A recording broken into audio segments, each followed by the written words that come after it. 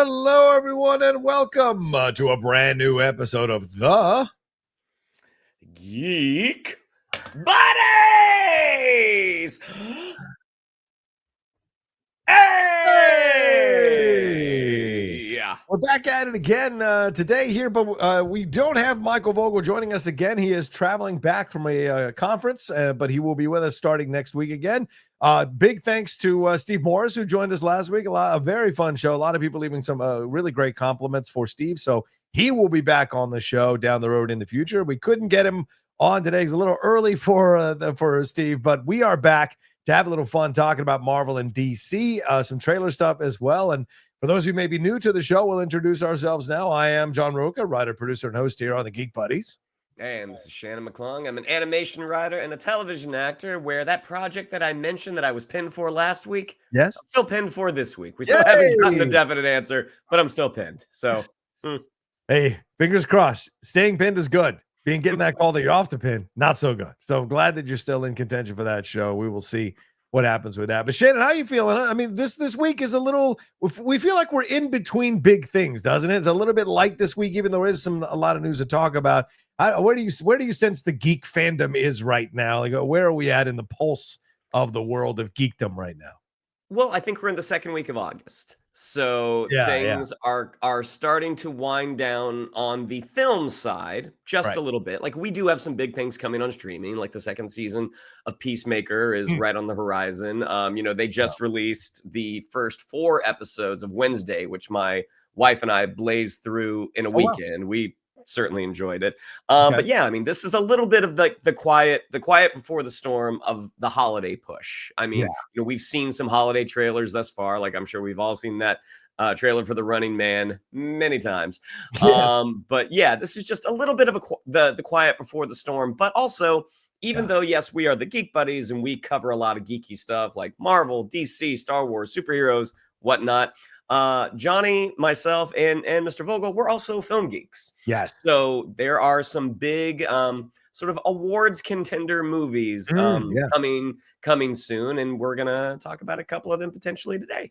Yeah, we've been getting a lot of trailers for those recently, and so people are getting excited for the fall movie season for sure. And I agree with you. I think we're in the post-coital section of fandom right now, because like July was a lot of hot and heavy sex. We had a lot of stuff, a lot of films, a lot of TV shows, a lot of nerd stuff, Star Trek, Sandman, Jurassic World, Superman, Fantastic Four, all kind. We even had Eyes of Wakanda, that which might have slipped by some of you all. So July was a month rather, that was chock full of a lot of entertainment. And August is that kind of like, okay, let's lay back, have a cigarette, and talk about what happened or whatever. So that's what it feels like right now. But Shannon's right. We're ramping up to get into the fall season, which will start dropping some more of the nerdy stuff, but also the awards movies type of stuff that we're going to be seeing, and some shows coming back that I think a lot of people are going to be excited about as well. But we're here to talk about geek stuff specifically, so let's get into it, Shannon. Let's jump into DC here and talk about James Gunn. He was on the red carpet for Peacemaker Season 2, which, as you mentioned, is just around the corner. We're literally 6 days away from it premiering. I've gotten the first 5 episodes. I'll be watching them over the weekend and giving my opinions on them on Monday or Tuesday, whenever the embargo drops. But yeah, this is he was on the red carpet and he was asked about his Superman sequel. He was talking to the Hollywood Reporter, and he said basically that I've already finished the treatment for the next story in what I'll call the Superman Saga. The treatment is done, which means a very, very worked out treatment. I'm working on that and hopefully going into production on that not too far away from today. So you hear this stuff, Shannon. What are your thoughts when you hear this? Are you excited? Oh, sorry. Are you excited about this? Does this make sense? A Superman Saga? Does it feel like he's pivoting towards making more of the Superman stuff and then a little bit less of the other stuff? What do you think when you hear Superman Saga? That is an excellent question, Johnny. And my my most honest answer is I have no idea. Even a week or two ago, when Zaslav had talked about, the next chapter of the Super Family, who knows what this means? We know we have Supergirl coming next summer. Based off of, my enjoyment of Superman from this summer, I'm certainly happy to see these characters come back. But in terms of what that story is going to be, I don't know. I mean, they introduced this initial slate for chapter 1, Gods and Monsters. Gods and Monsters, yeah. Were properties that a lot of us knew, and some of them for your normal, your regular moviegoers, they hadn't necessarily heard of, like the Authority. Again, for regular moviegoers, Booster Gold series. So these are very specific, at least to me, these are very specific to James Gunn's taste. Maybe they've learned a little bit of a lesson from Star Wars, like maybe we don't announce everything. Not everything is going to come out. I mean, we've heard stories that they're kind of maybe pivoting away from the Authority for right now. Yes. After that big announcement, we heard about Sergeant Rock, and it sounds like that is put on the back burner for now. So in terms of what this Superman Saga not sequel movie could be, I mean, I'm certainly interested. My guess is that you want to get out the things that David Zaslav talked about a couple of months ago, that our 4 foundational corners of DC are Superman, Supergirl, Wonder Woman, and Batman. And so, the talk for Wonder Woman, at least within our circles, it's a little bit, but that doesn't mean that the movie's quieted. It means that things are happening, discussions are being had with potential directors, potential stars, and when things are a little more shored up, I mean, as James Gunn already said, he's not going to put a movie into production until it's ready to go. And I think it's ready to go. We'll hear. My guess is that we'll probably get Wonder Woman in the summer of 2027. That's my guess. And maybe we'll get Batman in 28 or 29. Who knows? But in the meantime, this next chapter of the Superman saga is going to come out. But even like when he said, I've got a very detailed treatment for those of you that don't, write screenplays or teleplays.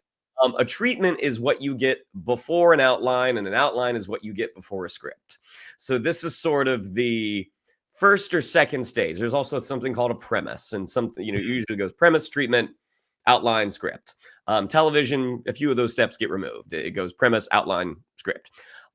So the fact that he's on stage 2 of a potential 4 stages before a script, and within getting a script, you then rewrite. So it sounds like he says it's going into production soon, but in terms of where the writing is, with my experience, it's not just around the corner. Like there's still going to be some time that's going to be devoted to the material before it's actually going to be filming.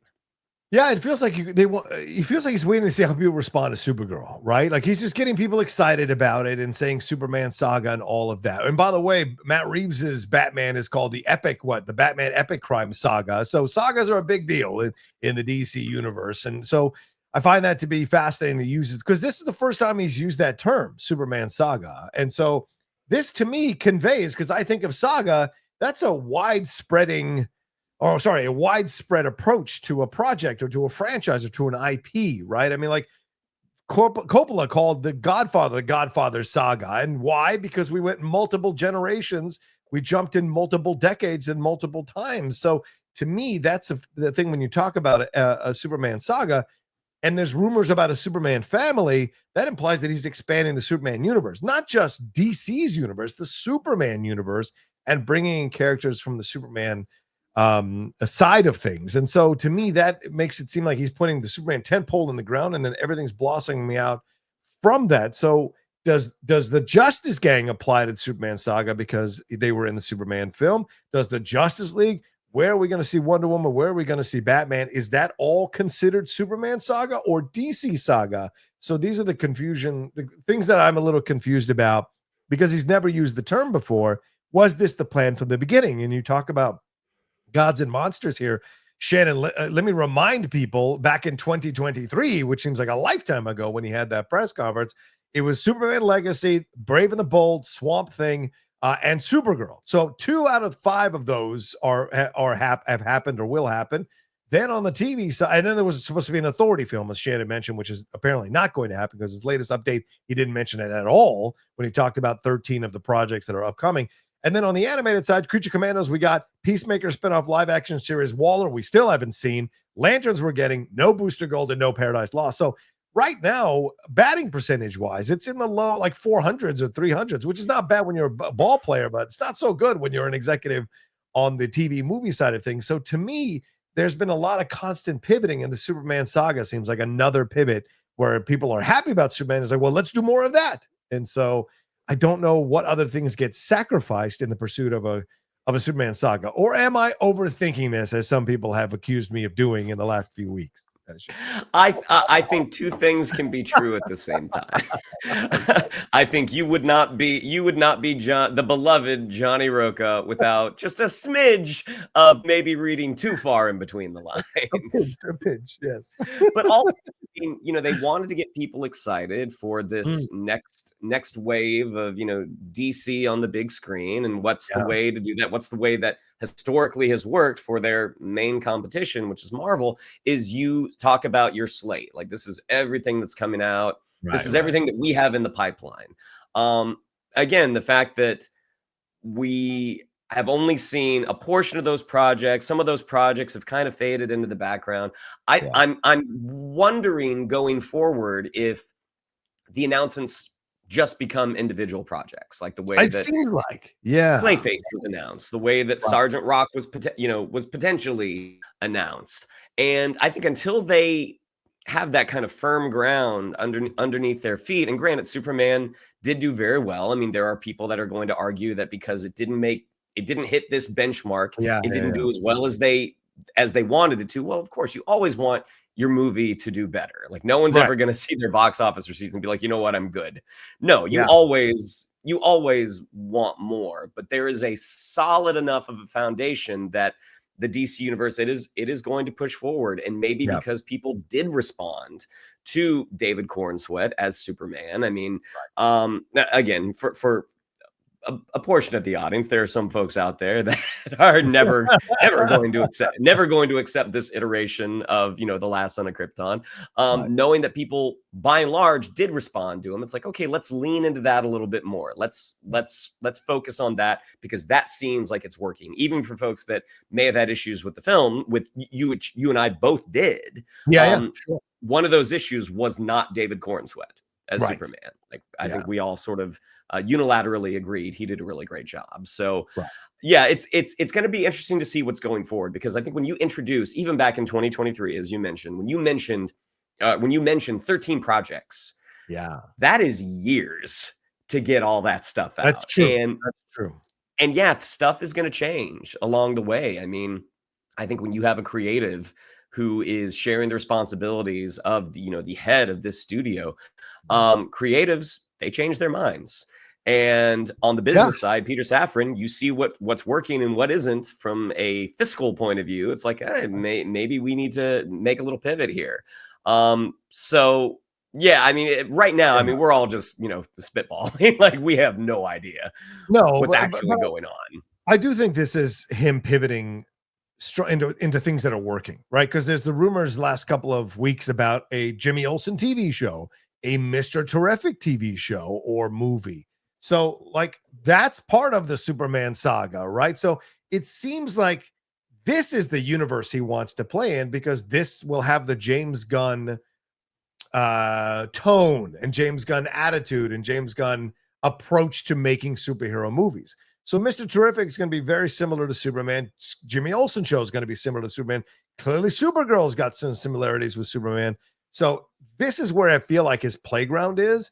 And maybe James Gunn will just do all the stuff that's involved here. Yes, he'll EP Clayface or EP Wonder Woman or Brave and the Bold, if that ever happens, which I don't think it will.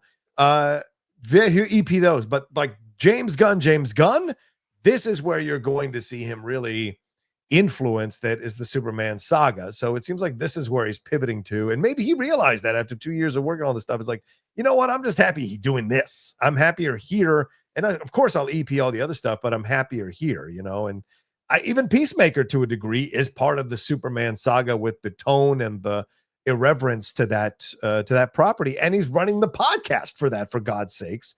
So it's kind of crazy. And speaking of Peacemaker, Shannon, it was revealed that that Superman is coming to digital a little earlier than people anticipated.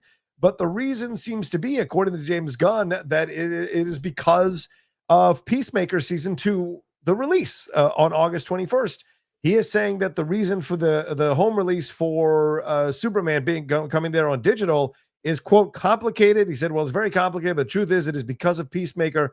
I originally thought Peacemaker was going to be coming out next month. There was a lot of things that are beyond our control, so that Peacemaker is coming out now. And at the end of the day, I want everyone to be able to see Superman that wanted to, even those people who couldn't get to a theater before Peacemaker.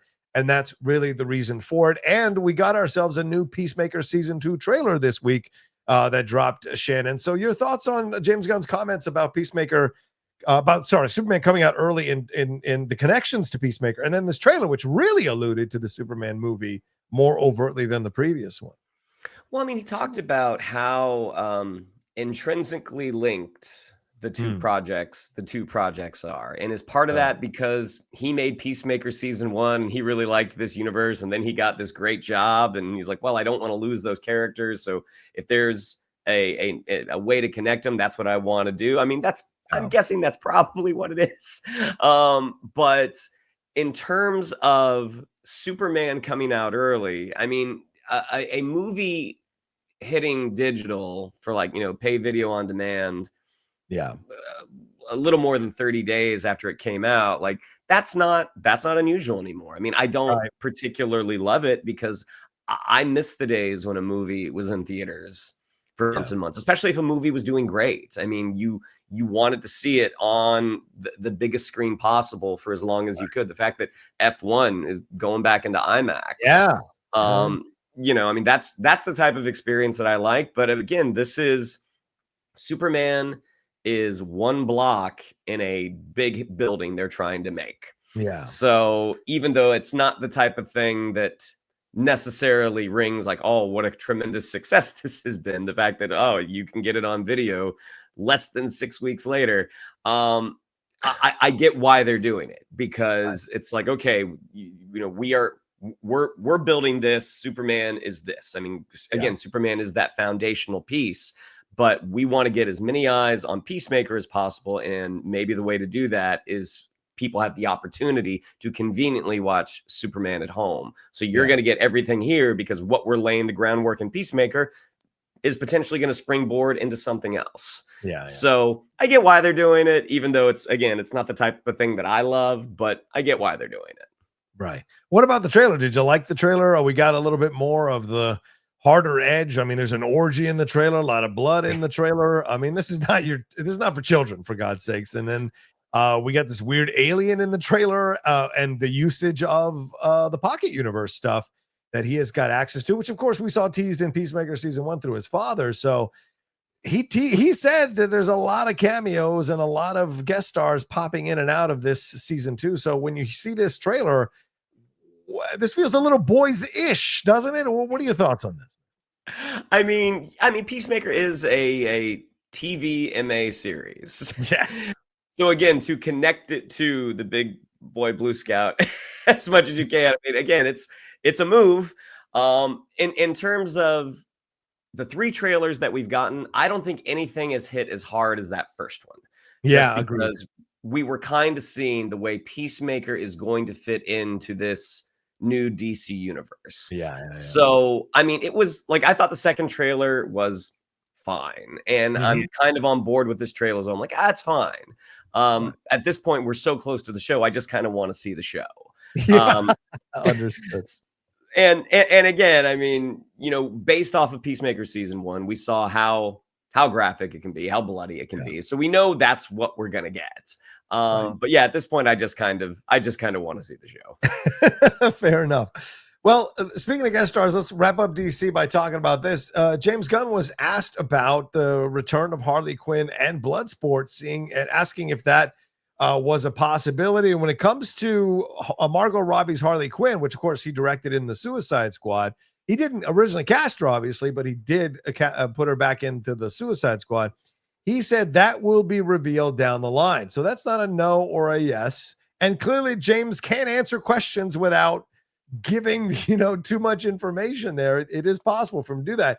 But as far as Bloodsport said, he said, I definitely am always looking for a place to put Bloodsport and figuring that out. So we'll see what happens. So is he do you think we'll maybe see these two in this Peacemaker situation, or is he talking about further down the line? Because the Rick Flag stuff is clearly carrying through Creature Commandos and will now be, and partly in Superman, and will now be live action again in the Peacemaker season 2, clearly from the most recent trailer. I mean, if I had to bet on one of them, I would bet Idris Elba. That's that's kind of my thought. I mean, one, you're saying he's more gettable right now, is what you're saying. Yeah, I'm saying he's typically not producing the projects that he's in. That's true. That's true. Good point. Margot Robbie wears a lot of hats, especially in the post Barbie era. Yeah. So yeah, I mean, to put it a little more bluntly, I think Idris Elba is an easier get than Margot Robbie would be. Margot Robbie's Harley Quinn from the former DC. I mean, she was one of the linchpins of that universe. She's one of those examples, like, this worked really well. She's never been in a simultaneously financially successful and critical successful film as Harley Quinn. I mean, that first Suicide Squad, very, very successful. Most people would agree it's not the best movie. Birds of Prey, I think you and I enjoyed it, but also when it came out, because of COVID, but also the marketing, the studio kind of got a little gun shy with their marketing, that they tried to call it Birds of Prey and the Fantabulous Emancipation of Harley Quinn. They're like, oh, maybe we just should have called this Harley Quinn and the Birds of Prey, because maybe that would have got more people into the theater. I don't know if that's actually true, because if you've seen a trailer, she's front and center. Like, it is. Yeah, they were trying to be cute, and maybe it didn't work or did.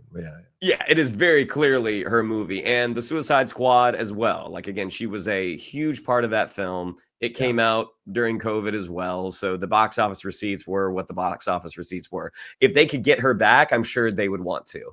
But I think at this point, and I could be incorrect here, my guess is that they would want to get Batman in first before they introduce any more villains, because you've already got Clayface coming prior to The Dark Knight. In terms of Bloodsport, I mean, there is some, not canonically, I mean, yeah, I guess that would be correct. Some canonical connections between the Suicide Squad and the current DCU. DCE, whatever the acronym they're using. Yeah, DCU. You know, Bloodsport and that movie put Superman in the ICU with a kryptonite bullet. Maybe that Superman was David Cornsweet. And I think that would be, because if he'd been around 3 years at that point, even though they said that the Hammer of Baravia, that was the first fight he lost. So maybe the kryptonite bullet, maybe that would count as well. I don't know. Basically, I enjoyed Idris Elba's Bloodsport. That was not a character that I knew a ton about, and I think the iteration that we got in the Suicide Squad was really, really cool. That every part on him was a weapon that he could construct, and also the fact that he does have those connections to Peacemaker as well. So I would love it if we got that back. And I think Idris Elba popping up as a supporting player, either as sort of a surprise cameo or just as a supporting cast member in another movie, I think that sounds wholly possible. Yeah, I agree with you 100%. Idris Elba is absolutely more gettable than Margot Robbie, and I think he enjoys that kind of stuff. And so I think he'd be great to bring back into the universe, and he could roll with that kind of humor that James Gunn does, which is what he did in the Suicide Squad. So it'd be great. I hope he's a guest star in Peacemaker season 2, and if not, somewhere down the road he pops back up, because I enjoyed him. As far as Harley Quinn, I said this on the hot mic last night. I wonder if maybe that emancipated Harley Quinn they were trying to do just didn't really resonate with audiences. You talk about COVID, you talk about the time release, all of that, but there were still movies that did well during COVID, the Batman, the Spider-Man No Way Home. So if there was a real attraction to see that version of Harley Quinn, I think they could have done better. The people who want to deny the sexual attraction or the look of Harley Quinn as being an integral element of why she's become popular aren't really looking at the whole picture. And so I wonder if maybe James is saying we'll see down the line, because Margot Robbie, as you said, is a very a very big entity in Hollywood now, a woman who's in demand, working on her own projects and starring in her own projects. And so there's a lot of time constraints on her and demands on her time. So I wonder if and you've got a pocket universe situation. So do you put Harley in a separate universe, and you bring in a Harley that's more true to what the original Harley was in the animated series, where she's in this toxic relationship with the Joker, and she's more of the puddin' Harley who loves having fun. I mean, I would be all for going back to that point, because clearly you got to try something new. And it seems like we're in an era now where people want to see that back again. And so I would not be surprised if we get not necessarily a less emancipated Harley, but certainly a Harley that leans into some of the characteristics that people enjoyed watching, even if it may offend some of the audience members who liked this new version of Harley. I don't know. Throwing it out there. We will see. We will see. Yeah, will see. I mean, potentially. Yeah. She was so well cast. I know. She was great as Harley. I loved her as Harley Quinn. Yeah. But again, by the time we get to the DCU's Batman, I mean, maybe she will have potentially aged out of this role. That's certainly a possibility too. Yeah. And that's true too. You know, but as you said, anything can happen. Yeah, exactly. We will see. All right, Shannon, let's move on to some trailers. You want to talk about some trailers? Take it away, my friend. Yes, I do. We got trailers. The reason we're saying it this way is because these aren't necessarily the geekiest properties, but because we are film geeks, they're a little more upper crust, a little more elite. Stick that nose up in the air. Our first trailer is actually one we got a couple of weeks ago, but this was such a fantastic trailer, and it has a loose connection to Superman. We got the trailer for James L. Brooks' Ella McCay. So this one, James L. Brooks, writer-director of As Good as It Gets in Terms of Endearment. This one is starring Woody Harrelson, Jamie Lee Curtis, Julie Kavner, Marge Simpson from The Simpsons, and someone who came very close to playing Lois Lane, Emma Mackey, as the titular Ella McCay. So this one is about the aforementioned Ella McCay, an idealistic young woman who juggles her family and work life in a comedy about the people you love and how to survive them. Now, in terms of trailers, when you start the trailer off with the voice of Marge Simpson, you are immediately engaged. And again, this is the type of movie that I think you would agree, Johnny, we don't see in theaters that often. And I hope that the winds are changing, because this looks like it is potentially a crowd-pleasing film. I mean, Emma Mackey, if you watch Sex Education on Netflix, she is outstanding. I loved Rachel Brosnahan as Lois Lane. Emma Mackey also would have been a really good Lois Lane. Yeah. This one just seems like the type of kind of 80s film that is going to make you laugh, make you cry. I really enjoyed this trailer. Johnny, what did you think of our first look at Ella McCay?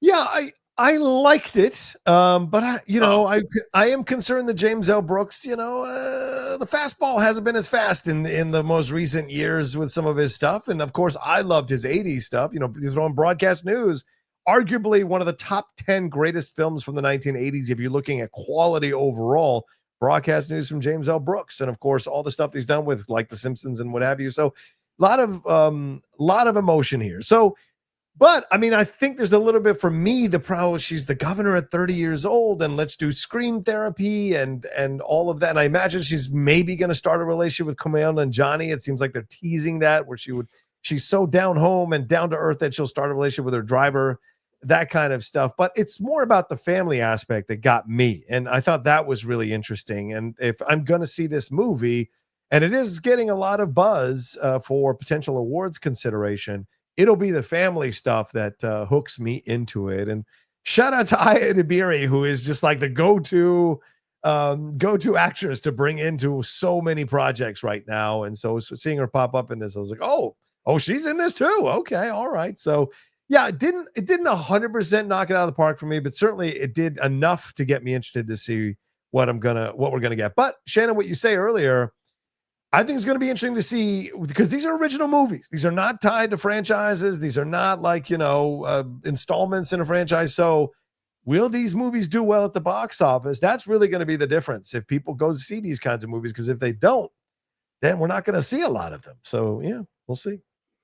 Yeah, I mean, I'm hopeful for this one. Again, I do get, mainly because of the James L. Brooks connection, but also like I do get As Good as It Gets vibes from this one. Oh, for sure. Really, I think if you were to tell someone, to take someone who saw As Good as It Gets in a theater and hey, pitch that to a younger audience member, what are you going to say? It's like, Jack Nicholson is this clinical curmudgeon-y guy, and he has a neighbor, and Helen Hunt is his waitress, and like it's literally just about the character dynamics that are being presented in this story, even if the story is a little ill-defined in the trailer. You know, you see that Jamie Lee Curtis is playing Emma Mackey's mom. Woody Harrelson is playing her dad. We're pretty sure that Rebecca Hall is Emma Mackey's mom. You see the way that she relates to Kumail Nanjiani, who plays like a local police officer, and you know she's the governor. So this one got me excited, mainly because again we just don't see this type of movie very often. Totally. And the fact that they're bringing it out December 12th, I mean that is ripe best picture. That's a ripe best picture planning field right there. So Ella McCay comes out December 12th. That brings us to our next potential Oscar contender. Last year, when Timothée Chalamet was up for his best actor performance in A Complete Unknown, you may have noticed when he was on the trail that he was sporting a really weird mustache that did not necessarily flatter him. Watching the trailer for his new film, Marty Supreme, you now understand why he had that mustache. This is from Josh Safdie, one half of the Safdie brothers, and this is a fictionalized original account based off of a true event where Timothée Chalamet plays Martin Mauser. I think the real guy was Marty Reisman, but he is a ping pong savant who goes on to fame and fortune. You know, a lot of times with, you know, best actor, best actress considerations, they say, make yourself not attractive, and that's kind of what he did. He's got a unibrow. He's got, again, kind of not necessarily aesthetically pleasing mustache. But this film looks like it could potentially be, if you're big on Balls of Fury and you wish they'd taken it a little more seriously, maybe Marty Supreme is going to be for you. This one also stars Gwyneth Paltrow and Fran Drescher, and from Shark Tank, I'm assuming in his acting debut playing a character, Kevin O'Leary, which anytime you have someone from the reality world make that leap over to acting, you kind of want to hate him.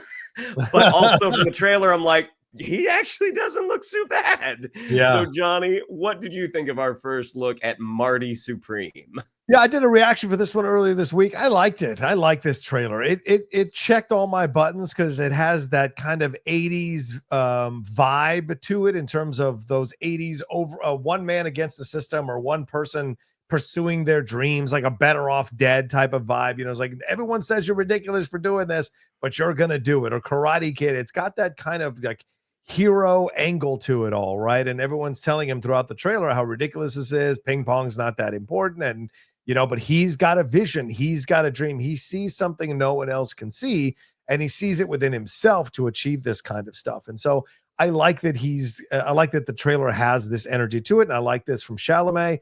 The period look of it is really cool, interesting for me as well. And the Gwyneth Paltrow stuff, you know, I'm not always the biggest fan of Paltrow, and it's always case specific and film specific, but a role like this, she slides into so comfortably from the trailer.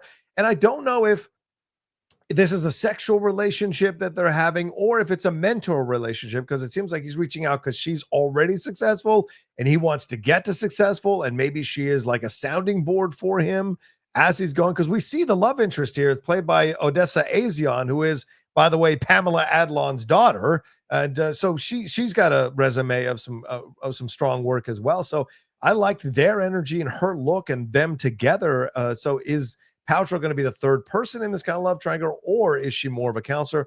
That's going to be interesting to see as well. And the humor throughout, especially that button at the end talking about the Marty Supreme balls and all of that. I thought that was really funny. The New York energy of it all is cool to see. And yes, I agree with you.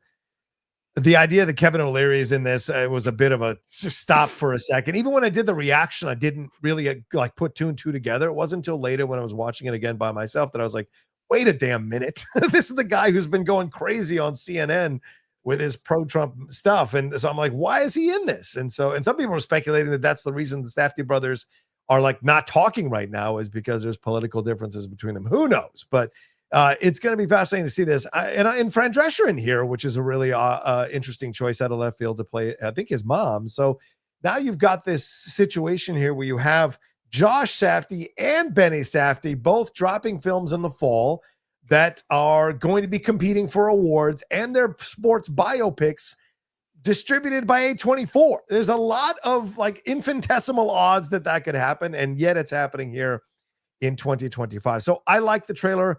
I hear that the trailer is just a bit of a bait and switch from people who've seen the movie at festivals. So there's maybe another element of this that we're not seeing yet, a darker element of this.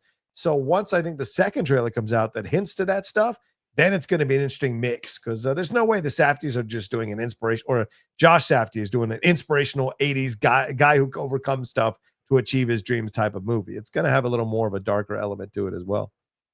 Well, Marty Supreme comes out on December 25th. Hopefully somebody got Timothée Chalamet a razor for Christmas. And that brings us to our last trailer. If you have dated in the modern age, chances are you have signed up for an app, a dating app on your phone at some point. And that's what our next trailer is about. This is the trailer for Swiped. This is starring the wonderful Lily James. Yeah. This is inspired by the story of Whitney Wolfe Herd, founder and former CEO of dating platform Bumble. And prior to that, she was on the ground floor for Tinder. So this is a project I actually read for quite a bit. Oh, wow. Many roles I got to read for on this one. And based off of the snippets that I saw of just the audition sides, I never read the whole script. I actually think this is very, very well written. Lily James, who, again, wonderful performer, played Cinderella, played Pamela Anderson. This is her latest role. And if history is any indicator, my guess is that she will be nominated for an Emmy for Best Limited Series. Or no, wait, that's right. This isn't a series. This is a movie. She'll get some sort of accolade because, again, Lily James is outstanding. But this is the story of kind of a woman trying to break through that boys club of trying to succeed in business. And if you have been on Bumble, which I believe John was on Bumble, I know. Yes. I was on Bumble. That's where I actually met my wife. The thing with Bumble is you swipe on folks. If you get a match, it is in the woman's court to make the first message. So Johnny, why don't you tell us what you think of our first look at Swiped? Yeah, listen, I'm a charter member of the Lily James fan club as well since Downton Abbey. So whenever she shows up, and I will defend Yesterday to any Beatles fan who cries about that movie till I'm dead and to my last breath, because I love Lily James's energy in that movie, and Dev Patel as well, of course. And so whenever she pops up in anything, even Pride and Prejudice and Zombies, I was a big fan of that because I liked her in that. She's great. She's great in it. Yeah. So Lily is so much fun, and she's one of these actresses that could easily take herself too seriously. I know a lot of people love her in the Pam and Tommy Lee series as well.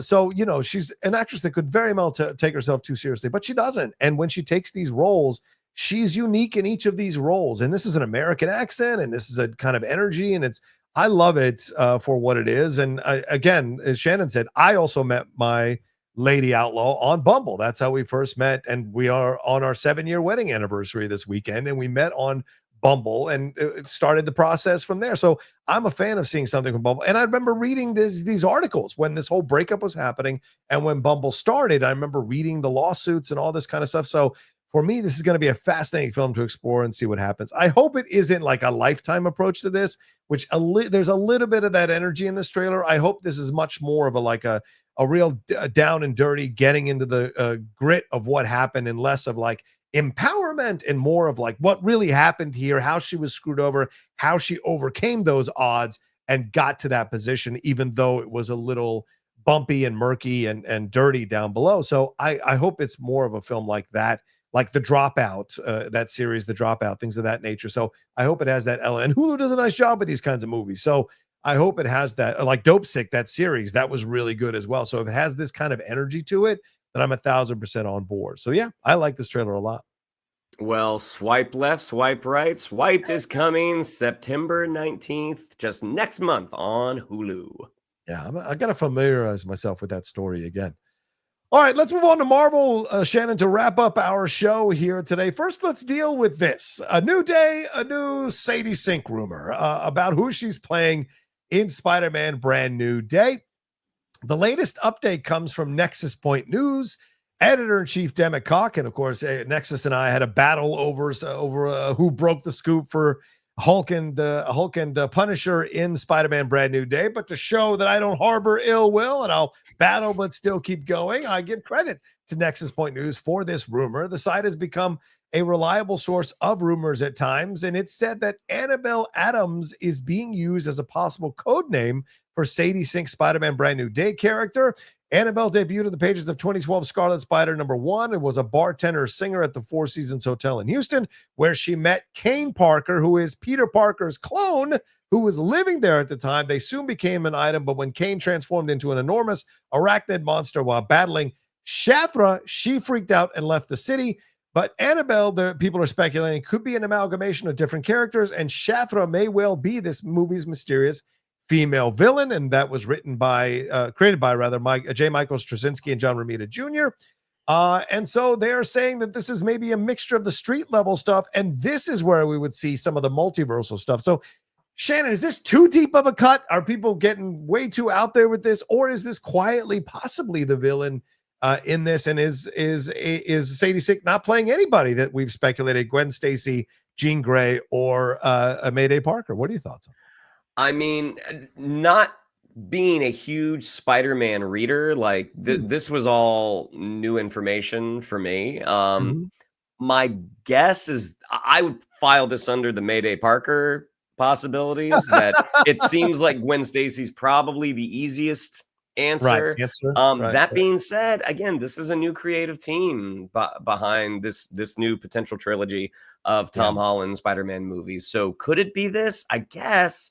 I don't know if there are photos of Sadie Sink on like on-set photos of Sadie Sink.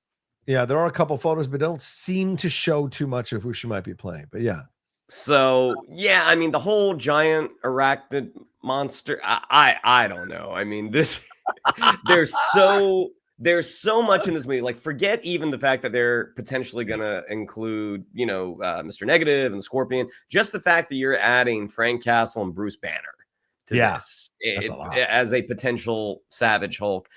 There seems like there's a lot going on, and something like this feels kind of too big. Like it would be maybe its own thing. So, man, I don't know. Between now and next July, I imagine we'll get a better idea of what is actually happening in this movie. But at the end of the day, whoever Sadie Sink is playing, they're going to be good because Sadie Sink is good. That's a fair point. Absolutely. Yeah. I mean, all kinds of rumors throughout. And look, Nexus gets it right some of the time. So you kind of have to give a little bit more credibility to this rumor than other rumors you hear sometimes. So this could be the swerve that people are that they're setting us up for here in Spider-Man Brand New Day. But as you said, I think they've tricked us, right? Because remember the battle a few months ago, or what we heard maybe over a year ago, was like, Sony wants a big old massive film with everybody coming back. Tobey Maguire and Andrew Garfield, we want them back. And then Marvel's like, no, we want a ground-based Spider-Man. People have been clamoring for that. We don't want to put too many people in it and blah, blah, blah. Well, here seems to be the happy compromise. We'll make it ground-based in that New York is a huge part of the movie, but we're going to have these multiversal elements. So we'll bring in like the Punisher and the Hulk and maybe Shathra and Mayday Parker or whatever, Scorpion. So it seems like they've maybe found a happy medium here, but I'm with you, Shannon. Like, this is a whole new creative team. Destin Daniel Cretton's coming in, and Marvel right now is not really on a roll. So will this end up becoming something people are excited about, or will it be too many things, or will it be too deep of cuts that don't really work, and then people get lost and confused? I don't know, man. So it's interesting right now. I'm excited, but I'm also cautiously optimistic about it overall. But let's move on to other stuff. Let's move on to Avengers Doomsday. A lot of news on Avengers Doomsday as well, brother. There's rumors about more casting here, and Cosmic Circus shared an update revealing a list of names they expect to be added to the ensemble. I wanted to hear your thoughts.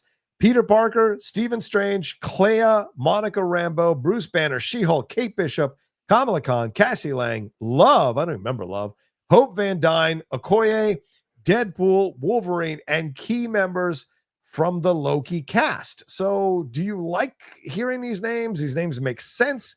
And are we in another situation where there's so many damn characters? We had 37 people already announced, Shannon. That's like an extra 20 we just heard, or 15 we just heard. So where are we at on the boat on this, man? It's so many people.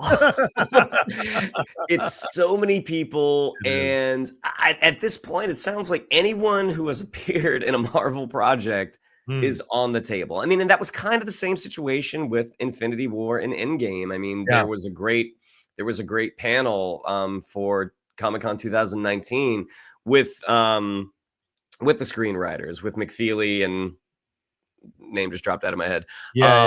But they talked about how they had baseball cards with everyone, with every character, every actor who had played, who had worked in a Marvel project, and their salary, and like how much this is potentially going to cost. So, I mean, I don't know if one is more likely than the other.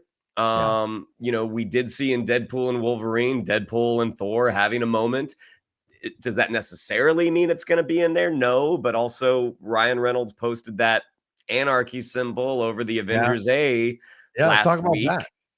So, I mean, it would surprise me not to include the more successful parts of the recent MCU. So you would think Ryan Reynolds would be a part of that, but also Deadpool playing a supporting role in someone else's movie. I mean, we've talked about this a lot. Like, how does that actually work? I mean, is he going to be breaking the fourth wall to the camera? Is he going to be doing it off the side and someone asking what's with that guy? I mean, there's so much potential here. That again, to get Robert Downey Jr. back tells me that they had to have, I won't say a good idea, but I'll say an intriguing idea. So if any of these people show up in the movie, I mean, again, the movie could be bad. It could be like a total messy train wreck. But anyone walks on screen, I mean, I won't lie and say I won't be like, ooh, hey, it's so and so. Ooh, hey, look, there's Kate Bishop. There's Miss Marvel. So God, man, who knows? Like at this point, this is kind of the fun part, though. I mean, even though we're all guessing, you see rumors on the internet, you see rumors from names that you recognize, names that you don't, and this is kind of the fun part, to speculate what we're gonna see. I mean, I know leading up to Endgame, like there were rumors that were taken out of context that sounded absolutely nuts, and a lot of it ended up being in the movie. At this point, again, I know we keep saying that this episode, but like, God, anything could happen. I mean, the Ryan Reynolds thing makes a lot of sense, because it seems to me like, that Marvel knows like the Fantastic Four did not perform as well as they were hoping. And so them putting out all this stuff from the sets of, I mean, I've never seen more stuff from the set of a Spider-Man movie than I have seen already for Spider-Man Brand New Day. And they just started shooting like 5 minutes ago. So the fact that they have all of this stuff they're putting out, there's already a featurette, you know, this kind of stuff that you got going on here. And it's because they want to get people back excited for these projects. Ryan Reynolds posting that does two things at once. One, it gets people to stop talking about the Blake Lively, Justin Baldoni thing, which he is still involved in because he is married to Blake, and that trial is 6 months away.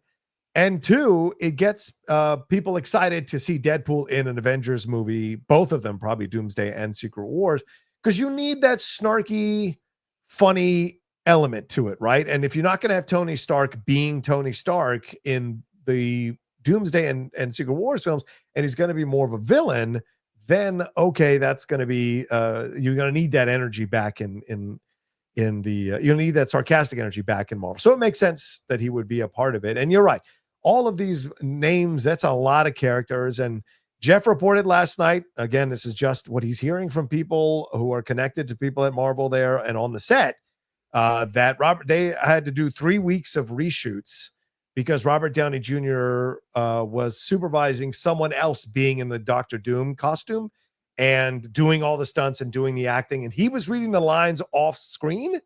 And then they were just acting, kind of like what you see at the Transformers show at Universal, where it's another person voicing over the character, and the character is making all the moves and doing all the body movements, as our brother Mike Kalinowski is a part of that.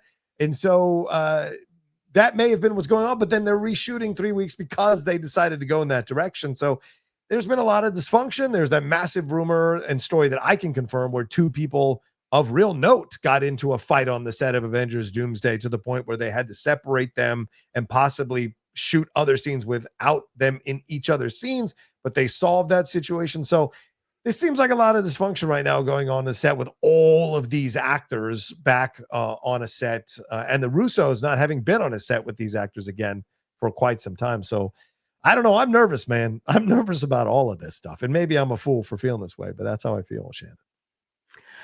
I mean, I don't know. It's because we've gotten so much superhero stuff. Like, you flash back 20 years ago, and it didn't seem like this would ever have been possible. Oh, no, you're right. I know.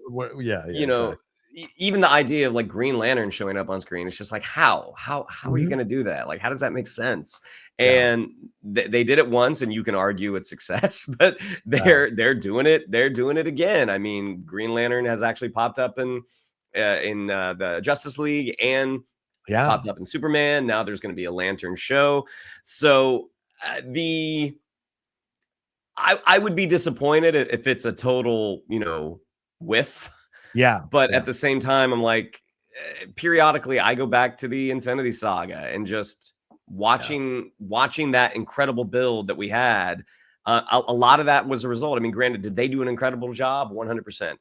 Yeah. Were some of those successes the result of happy accidents? Yes. Yeah. So, I would be disappointed if it's a whiff, but at this point, I think I'm kind of in the camp of I don't see how this is going to work.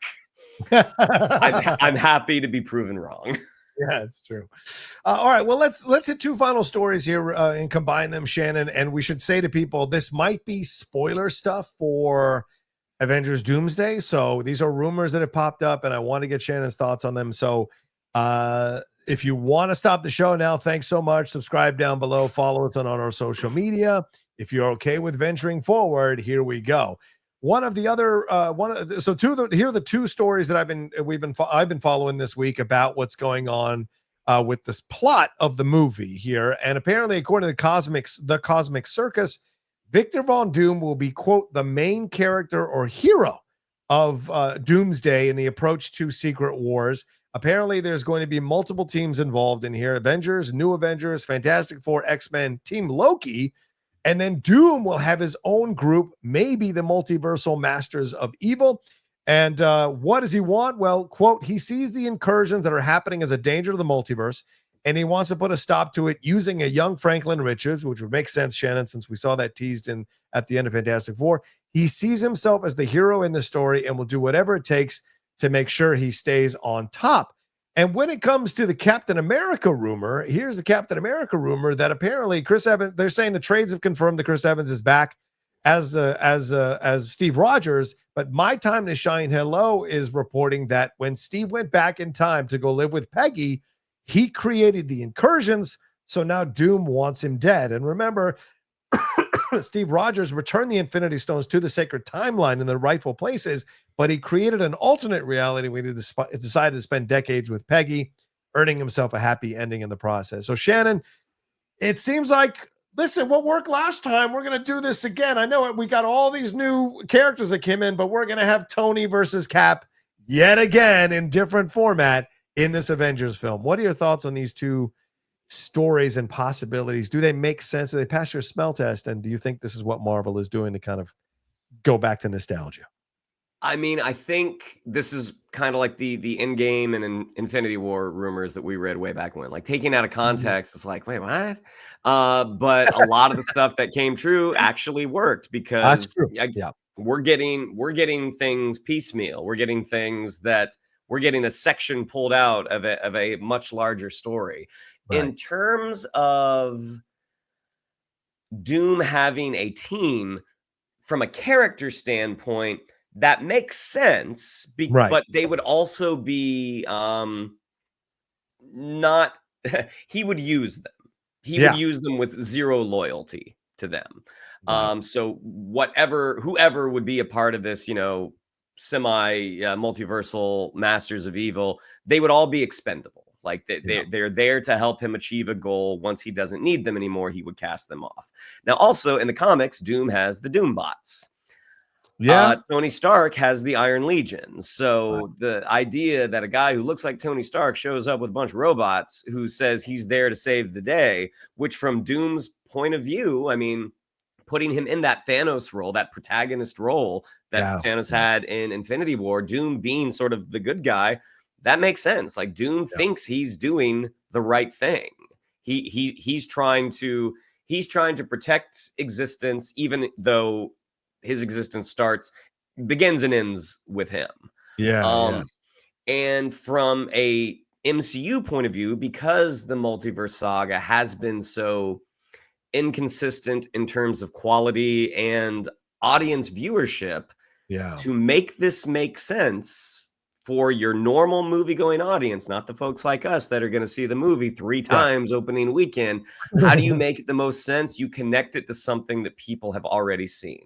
So Steve Rogers going back to live with Peggy was sort of the inflection point for all of these what is the word? Incursions. Incursions. Him being the sort of the spark that made that happen.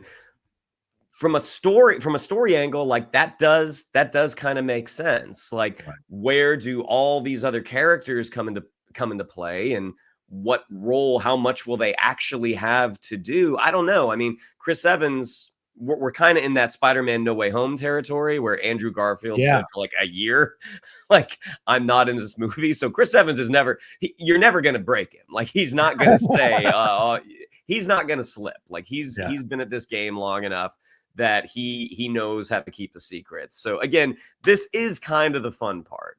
The movie, again, could be a total travesty. But this is kind of the fun part. It is fun to speculate about this stuff. So at the end of the day, man, I have no idea. I know less than I knew when they announced RDJ as Dr. Doom. I'm just excited that even though the public is kind of starting to wane on Marvel a little bit, I love that this has got people talking again. Yeah.